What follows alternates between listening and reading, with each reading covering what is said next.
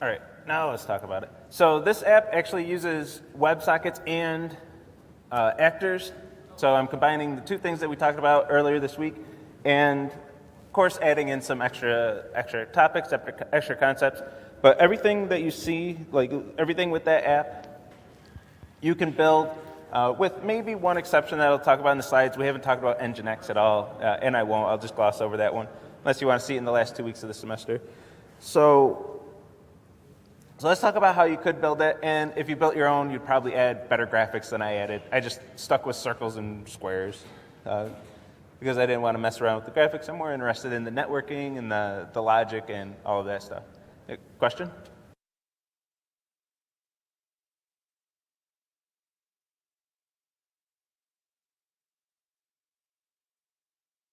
This is an example of an MMO. I built out a whole game, but it's mostly still just a proof of concept that we can build an MMO. If you haven't heard this acronym, Massive Multiplayer Online Experience, usually related to games, but any app where you have a lot of players, where you can scale up to, in theory, infinite players, infinite users, and they're all interacting with each other in real time through an online app. I'll call that an MMO. And then usually like MMO RPGs is probably the most common MMO these days. But this is what I call a tower offense MMO. It's like tower defense, but we're on the other side. We're actually storming the tower and trying to storm the base and attack the base, since we're all, we have enough of us to do that. So this is our first example of a real one, except, technically chat apps are MMOs, but it's just so boring. I have a hard time calling that an MMO because it's just a chat room. So this is like the first example of a full one. I'll go through the architecture of this in the slides, but there's a bit of code, as you can imagine, that I won't go through all the code, but I'll go through a similar one, a much smaller one that's built in the repo. I'll turn this mic down. That's in the repo. The one that you should have ran in week 2 in lab, just to test that you have all the libraries. I think we still run that one actually, but we'll see how that one works, and I'll go in the code and explain that one. So this is the architecture of towers. Not everything is displayed. I didn't show every single class and everything, but this is the high-level architecture of how this is working. So let me go through this piece by piece and talk about how this game works, how we built this thing, and how you could build something similar. So first, the client is going to connect to Nginx. Nginx is a web server. This gives me a solution to just one kind of smallish problem that we have, is that I showed you how to do what I'm choking up here. It'll be okay. So I showed you how to do WebSockets on Wednesday, but I didn't show you how to serve an HTML file. So getting one app that serves HTML, CSS, JavaScript, and also can connect to WebSockets, we just haven't seen. My solution for that is Nginx. Nginx is going to listen to all HTTP requests, and if it's a request for HTML, CSS, JavaScript, any of the front end of the website, which I don't think I even have any CSS on the Towers game. It's all JavaScript and HTML. Nginx is just going to send those files to the client, and if it's a request for a WebSocket connection, it's going to forward that to my Scala code. So that's what Nginx is doing for me. It's effectively serving any HTTP requests and forwarding WebSocket requests to my code. So that way we can get HTTP and WebSockets handled in the same app. The communication between the client and the web server is going to be two things, and this is where we start seeing the lag. It's only two things. This is a strictly back-end game. Everything's happening on the server. We're sending the key states. So out of the 4 directions that you can hit, which ones are currently pressed? That's being sent to the server every time the key state changes. So if you lift off or press any button, it's going to say, hey, the key state has updated for this user. That's the only thing you're sending to the server, and what you're receiving from the server is the entire state of the game, the location of all the towers, the map, the location of every player, the location of every projectile, the location of the base health. Everything is contained in, all the state of the game is contained in this message, which is sent at 30 FPS. So 30 frames per second. Actually, I might have changed that to 10 to lower the network load.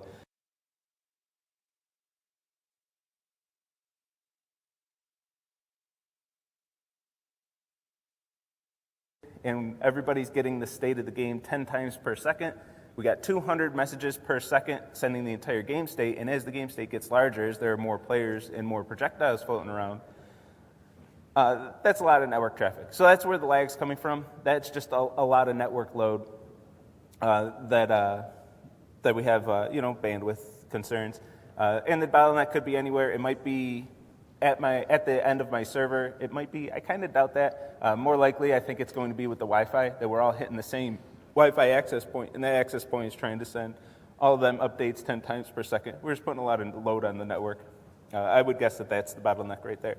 With a redesign, we could change that, but I like this because it's a strictly back-end game. All the processing is going on the back end. It's kind of like Google Stadia, if you're familiar with that, which apparently is dead now because Google. But where all the processing is happening on the back end, and then the front end is just sending the keys, the actions that the user is taking, and just receiving essentially a video of the entire game.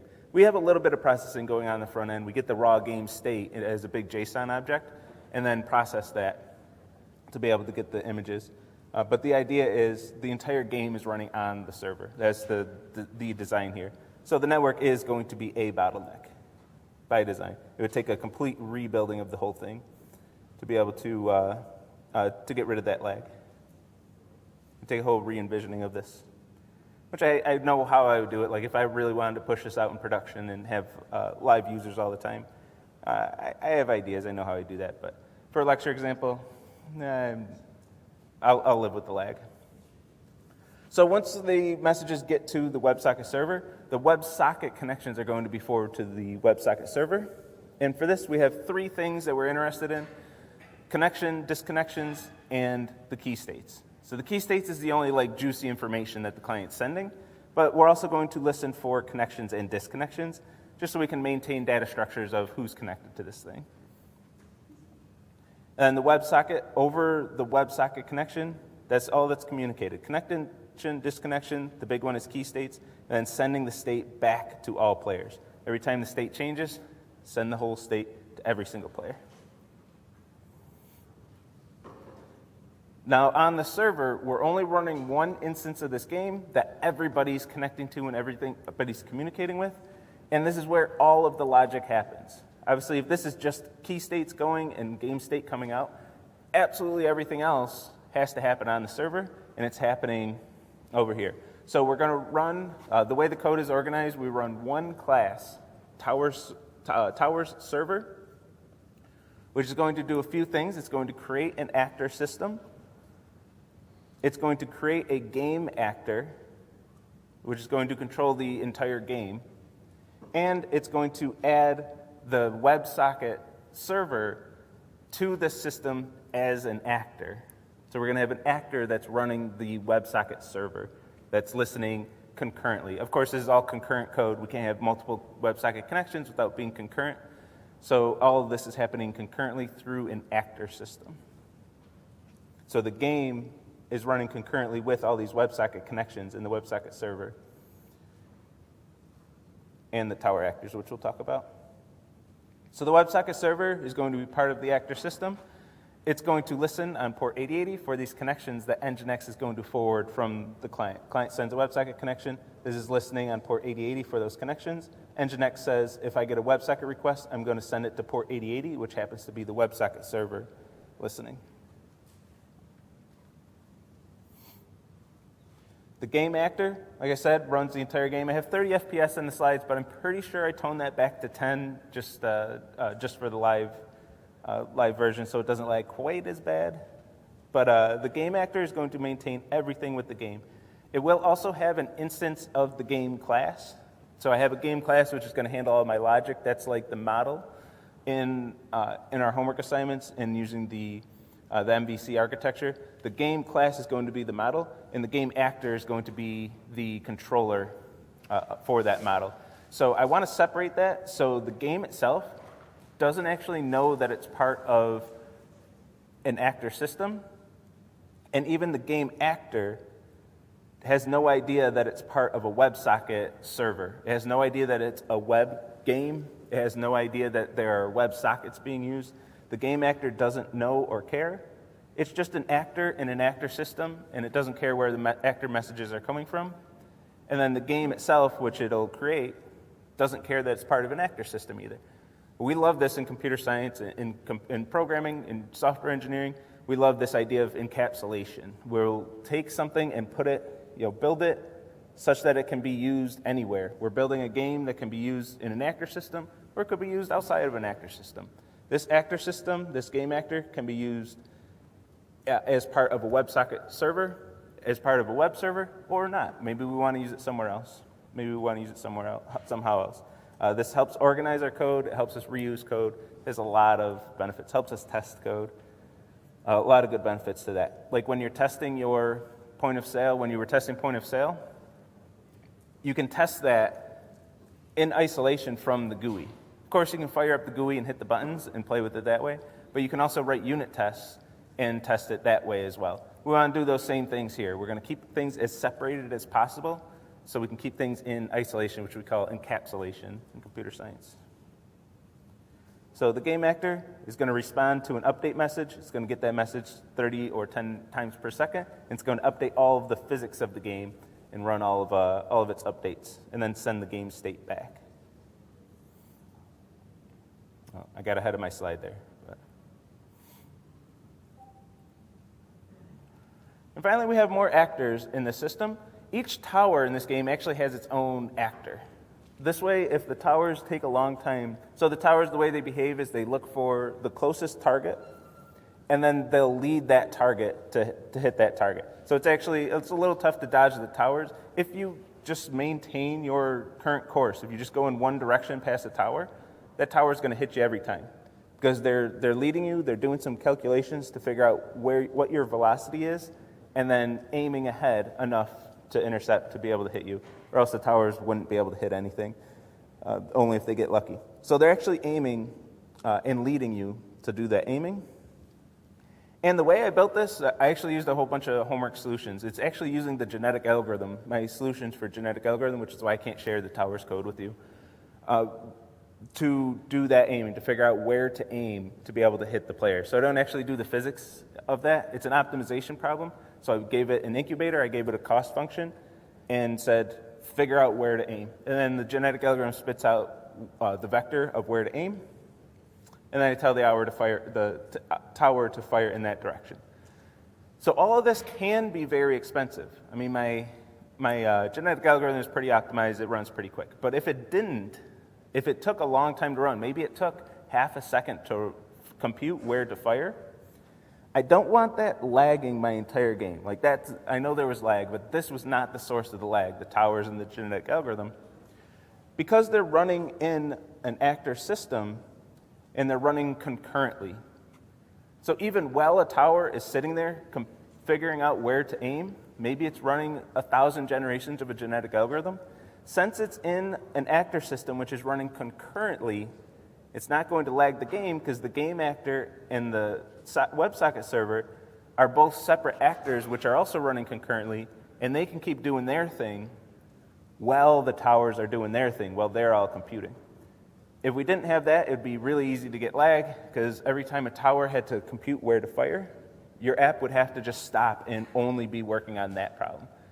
We have concurrent code, so the tower can be doing its thing while everything else is doing its thing as well. Nginx will also be running on a separate thread. It'll be a whole separate process. Everything's running concurrently in this. Every box is running concurrently in this diagram.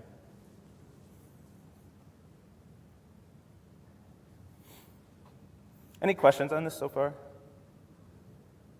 I only have 2 more slides on this architecture, so if you have questions about how this is built, now's the time.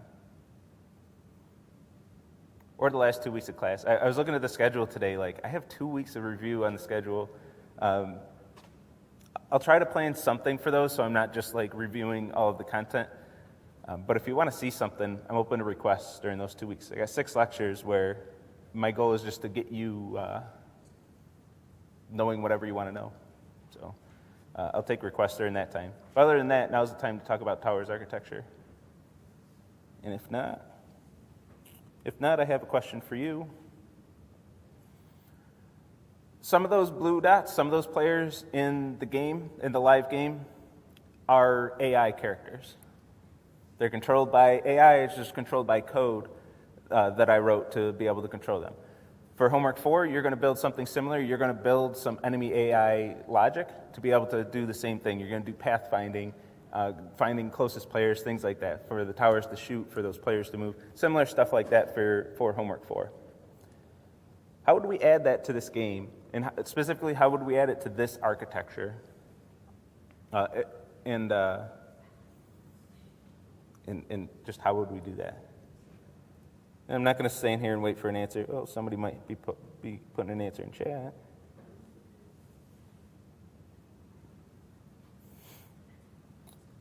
But I'm not going to sit here and wait for answers because I'll probably be waiting a while. But we're going to add this as another actor in our system.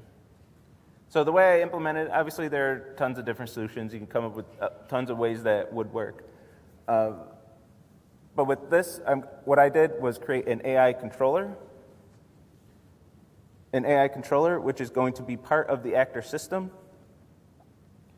which is going to run concurrently with the rest of the modules of this app. So the AI controller is going to spawn a separate actor for each AI character.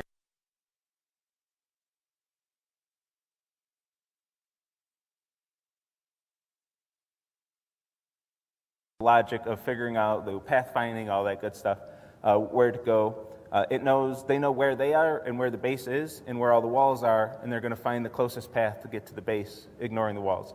The AI don't think about the towers at all. They just plow right through the towers if they have to. But they will go straight for the base with the shortest path possible. So we have all them running concurrently with the game, and the AI controller is going to take the decisions from the AI, where do you want to move, and communicate that to the game actor through actor messages. So the game actor, to tell a game actor that a player wants to move, you send it a player move object and tell that the intended direction. This player wants to move in this direction. For human players, we process your key states, figure out what direction you mean by those keys, and then send a message to the game actor. This player wants to move in this direction.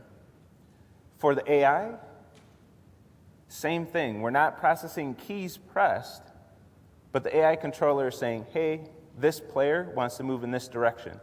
That player happens to be an AI-controlled player now, but to the game and to the game actor, they don't care. The way this is coded, an AI player, from the perspective of the game actor, an AI player or a human player, exactly the same thing. Just getting a message, this player wants to move in this direction. So the way we abstract this out, when we want to add our AI, we're going to reuse everything about players in this game and just simulate some AI players. This controller is effectively simulating your key presses and sending the game actor the same messages that it receives when a human player moves.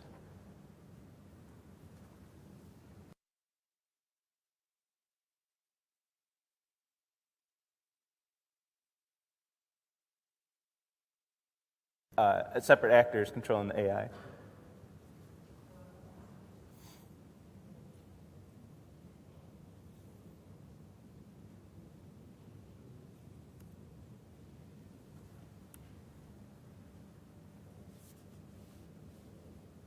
Any questions about any of this?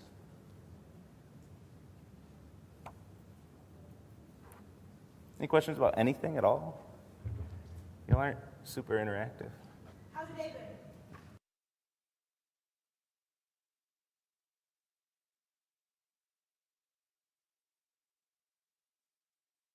been? On that one. I don't know about y'all, but I'm ready for the semester to end.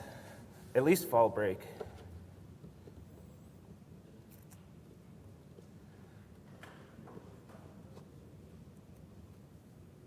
All right, let's talk about another kind of proof of concept MMO. I even called it literally proof of concept.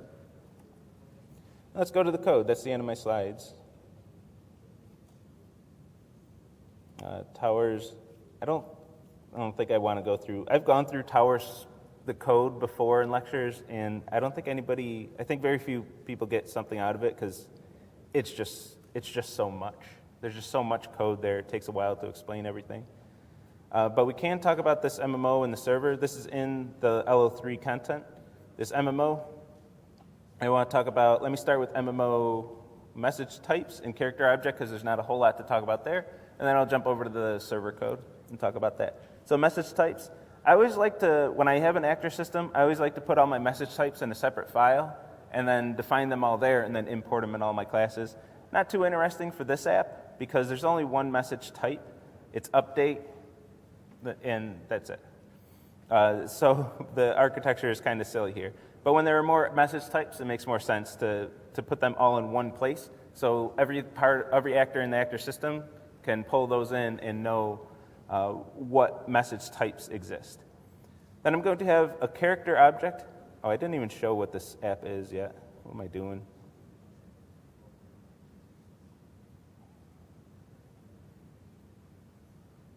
So this app, you probably ran it earlier in the semester.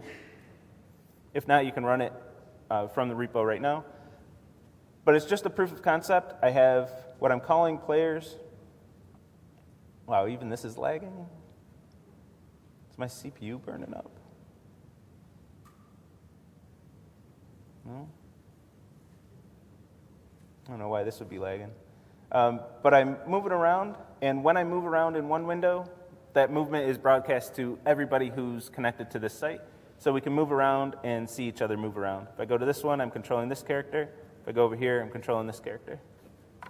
So that's just our proof of concept that everybody connected to this app, connected to this server, can see each other's movements. So each character is going to be defined by these character objects of type character object, which just have an XY position. And I give that a method to be able to convert this to JavaScript, to JSON strings.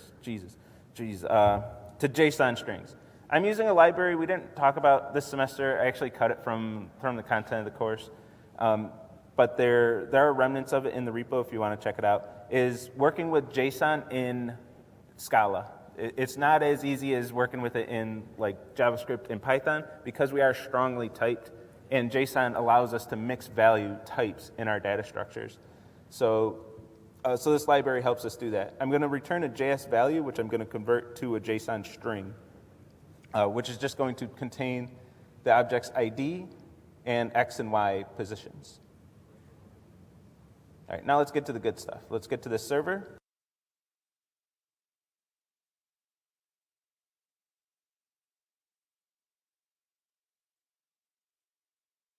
Let's start with the main method, actually. So the main method is going to create my actor system. My actor system is just going to have one actor, the MMO server. So I'm going to put the socket server inside an actor system. For this app, I could get away without doing this.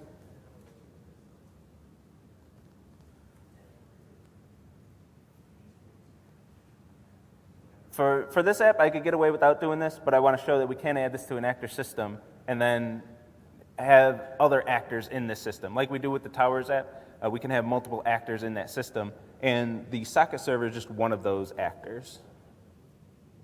I'm going to send it the update message. Where is it? It's behind my phone. I'm going to send it the update message every 33 milliseconds. So I can get my 30 FPS out of this. I can just change that to 16 and get my 60 FPS if I want. But as you can see, I had a little lag. I'm not honestly sure what that lag was from. Maybe just because this has been running for a while. Maybe I have something bad going on there. I don't know. So let's talk about this MMO server. This is going to be an actor, so I can run it in my actor system. Oh, actually, I do need to run it in an actor system. That's why I did that.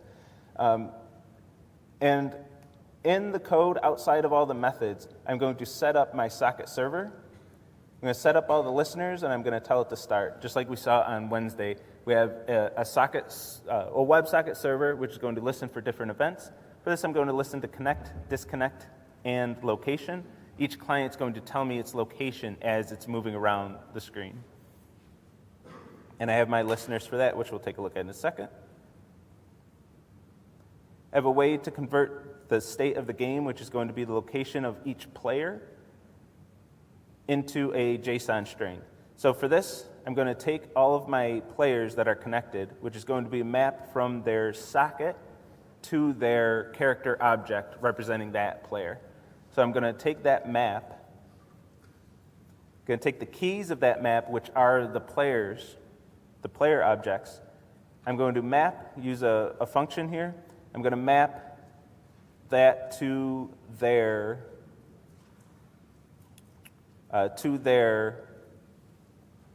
object as a JS value. So here I'm calling that as JS value, that first method that we saw.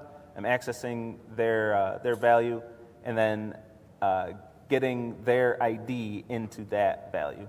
So creating that to a JS value and then converting the entire thing, the entire game state, into a big JSON string.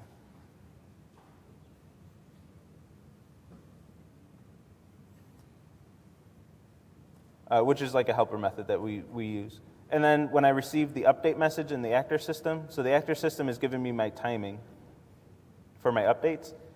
When I receive that update message, I'm going to get the state of the game, calling that method, and then broadcast that to all players. I'm going to send that to every connected WebSocket using this broadcast operations. So I'm going to send a message of type game state containing a JSON string, which is the state of the game, the location of all the players.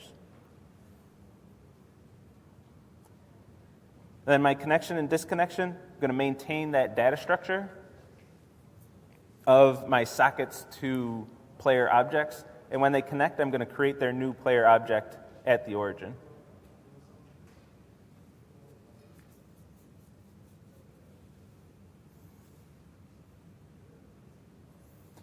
Then I have another listener. This is listening for location, messages of type location.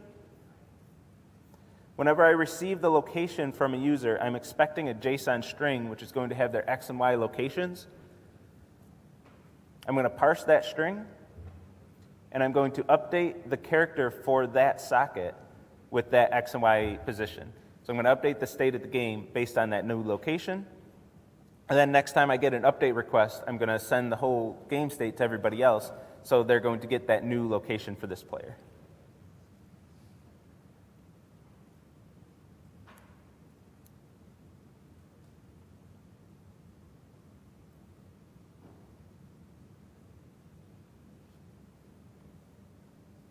And that's the server for that one. I mean, it's not too complicated. I mean, there's a lot of new stuff here. I'm sure the content from Monday and Wednesday's lectures aren't completely settled in. But aside from that, there's not a whole ton of code. We're under 100 lines here for the whole server. But are there any questions on that or anything else that you'd like to see?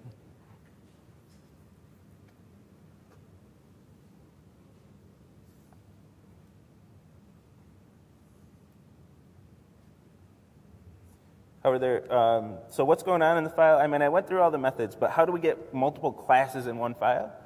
I don't have a great answer for that, except you just define multiple classes in one file. So when I'm at the top level, like I define this class, and then once I'm done with that class, after the closing brace, I just write more. So you can do this in Scala. This is something like in Java. Java doesn't want you doing this. I think Java actually doesn't let you do this. But you can define multiple things. One interesting thing I'm doing here is I'm creating a class and an object with the same name. This is what we call a companion object to the class. So I have an object with the same name. And I do this in here just to have a main method. You can't have a main method in a class. So I created an object with this name to have a main method. Now there are other reasons to do that, which we're not going to get into, but there are other reasons to have a class and an object with the same name. This is just really brief. It's like in map, in list, how you don't have to use the keyword new to create new objects of that type. That's because they have companion objects with an apply method defined in them, which is called when you create objects of those types. Something we don't really explore in this class. And then when I'm done with those, just after the closing brace, I just created more classes. One side effect of this is I don't get a pretty icon right here. I just get this this file-looking icon. It knows it's Scala code, but it's like, I don't know if this is a class or an object or what. If you define a class, you'll get the nice C. If you define an object, you'll get the nice O. If you define a class and an object, you get this pretty little thing with the green and orange. But once you have multiple classes with different names in the same file, it just gives you that icon. So for what it's worth, if you like your sidebar looking real pretty, which I usually like to, but sometimes I don't bother, because I don't want a separate file for each one of these in this case, because they're related only to this server. I'll just create these classes in the same file in that case.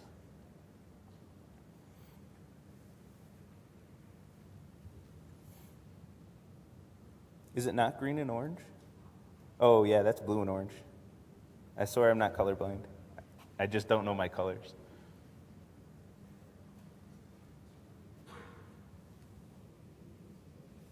You can do it in Java, yes, sort of, if you do inner classes. So you could have one containing class, then have all your classes defined as inner classes. I don't think you can have multiple top-level classes in the same file. I think the file name has to match the class that you're defining.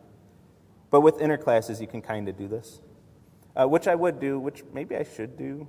I could even do that. Define all these as inner classes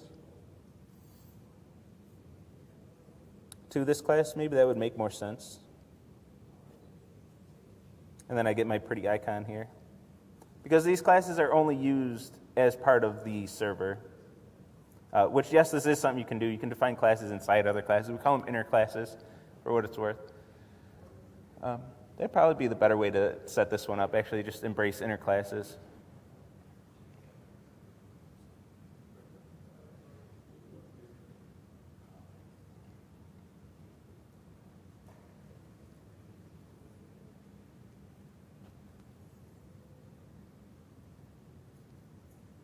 Oh, multi-threading is a focus of 116, kind of. Well, let me read the rest of this and explain it.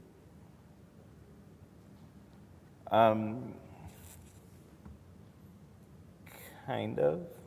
I mean, yeah, you can have too many threads. Like, if you create too many threads, you know, each thread just isn't going to get the resources it needs, and switching between the threads is going to just start adding up.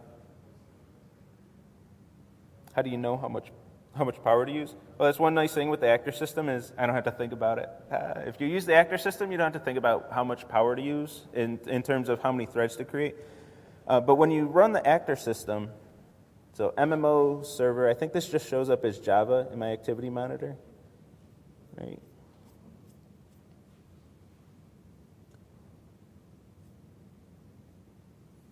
Just look for Java. But it will actually create a multi-threaded process. If I can find this in here.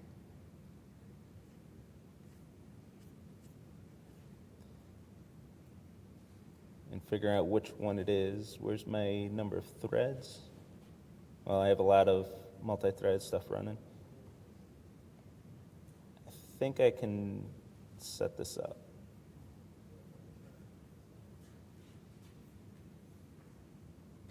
Why do I have so much Java stuff running?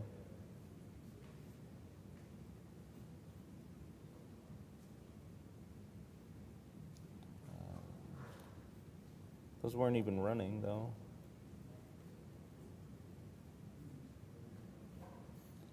Let's restart it and see what one goes away and comes back.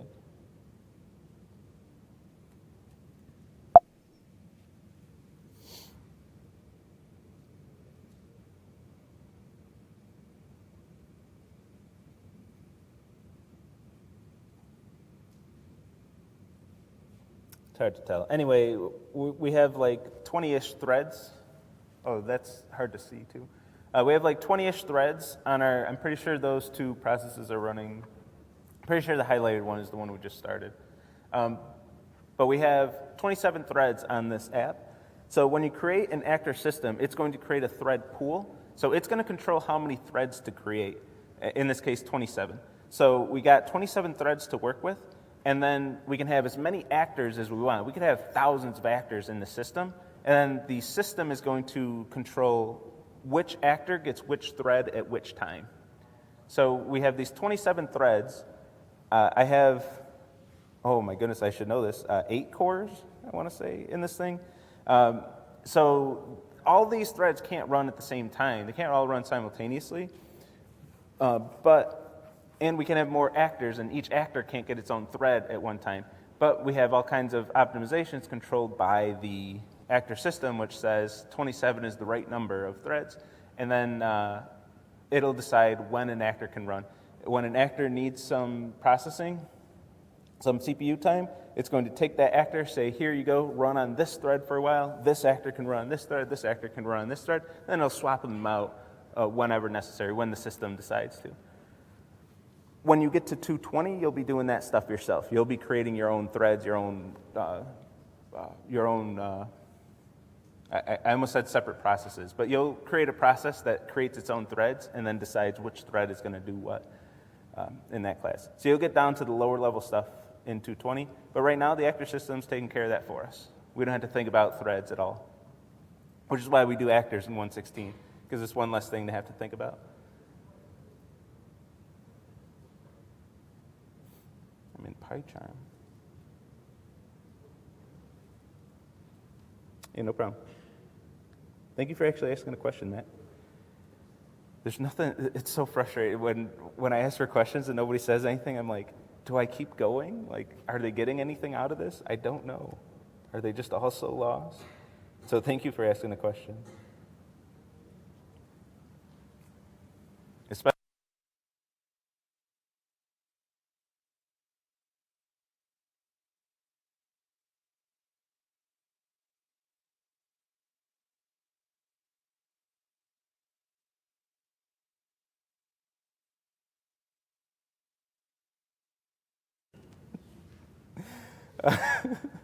I guess I'll just do whatever I want then.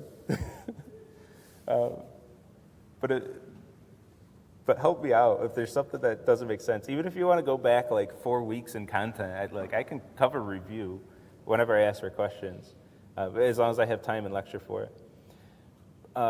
So let's talk about the front end. Let's look at this stuff quick. I have 2 JavaScript files for my controller and my view. I like separating things out, and then the whole model is on the server, of course.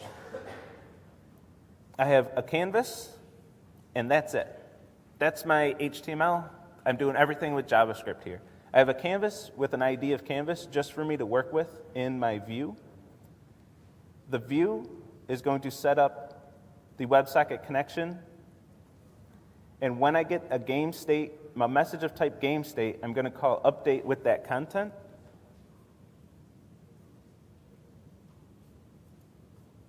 I guess I won't skip ahead to update. I'm going to set up all of my structure for my canvas. I'm going to get the canvas element and then set height and width. And then when I receive that update message, I'm going to do my logic. I'm going to parse that JSON. I'm going to clear everything that's on the canvas.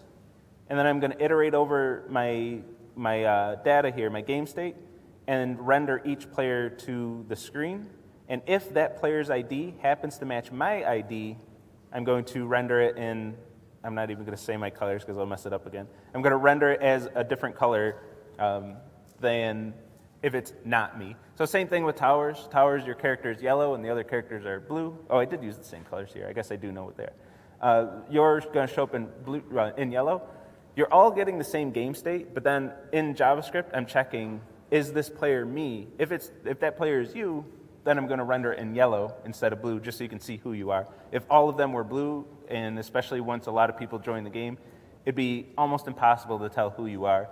You'd really be guessing. So a little bit of logic, but not logic on the server side. The server only cares that there are players in this game, and then once that game state reaches the client's going to say, okay, let me look through this game state and see who I am, because I want to know who I am. And then building rectangles. This is very similar to ScalaFX that we did earlier, but in JavaScript. JavaScript, the canvas library, the canvas functions, very similar to ScalaFX and JavaFX. And then the controller. whenever you're moving your mouse, so I'm going to listen for mouse movements on the canvas. Whenever your mouse is on the canvas, goodness.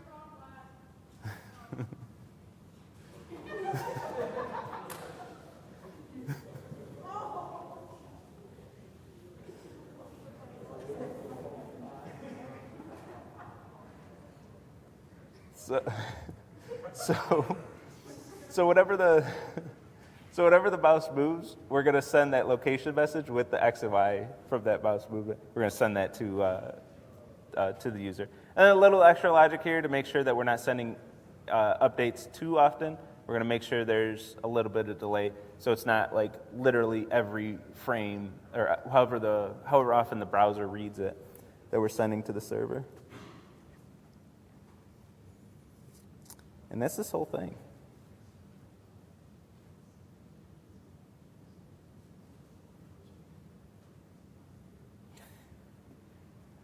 Does anybody have questions?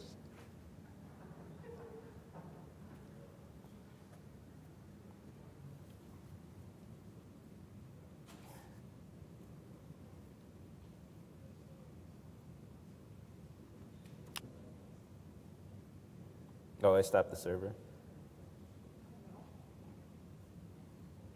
See how Towers is doing? All right. How much did you pay the shark to walk in? All right, I got nothing else. Let's just move into the weekend. I assume you're all as exhausted as I am at this point. Let's just go with it. Have a great weekend, everyone. I'll see y'all Monday.